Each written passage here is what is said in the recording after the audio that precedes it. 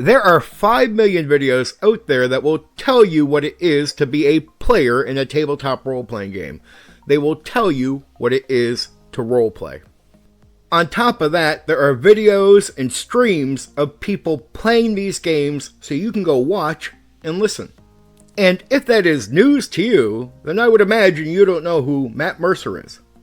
Imagine being an actor, you're given lines, the dialogue that you have to speak out loud, but you are also required to state every action, every move, everything that your character does.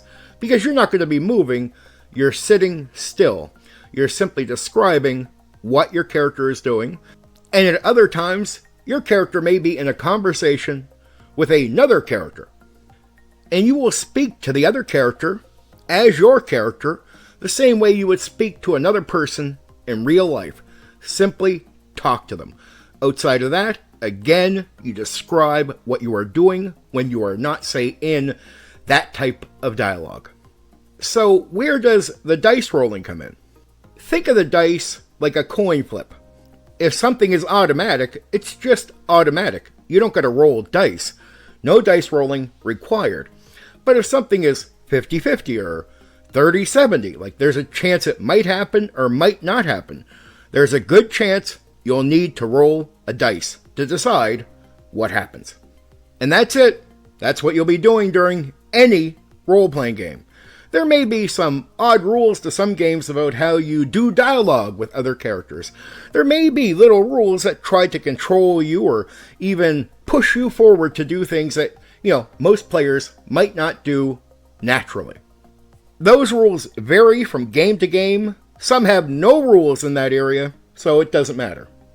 Regardless, the basic description I gave you, you'll be speaking as your character in character, and you'll be describing what you're doing. And when you run into something where there's no guaranteed automatic answer, it may be 50-50, 30-70, whatever, then you're rolling dice. That gimmick will be the same no matter what tabletop role-playing game that you're playing. If the game says there's no dice, there'll still be some type of coin flip, so the dice aren't always required. But it's still the basic, standard, same thing.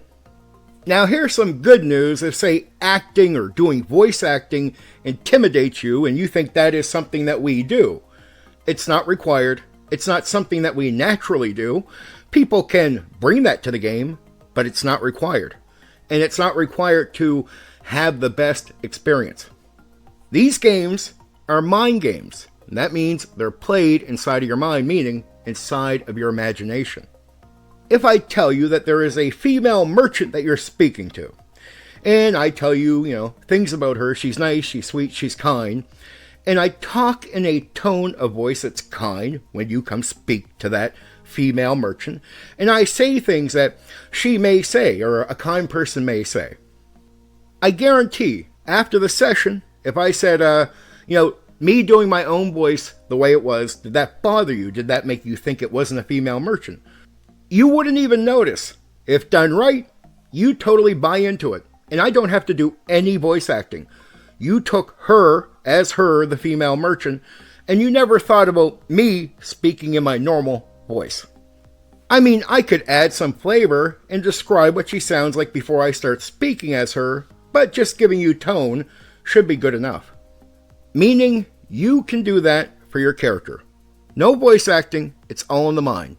You can add some flavor and try to describe how they sound, or just try to describe who they are, and give a tone when you're speaking to express their emotion, where they are, stuff like this.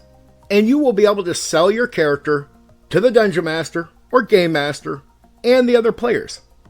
Well, if you're truly new, now you know how to role play in a tabletop role-playing game. Take the basics with you to any game that you're going to try. It will be the same in every game.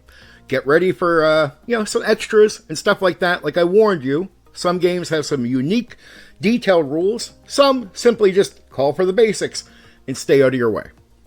Okay, for now, take care.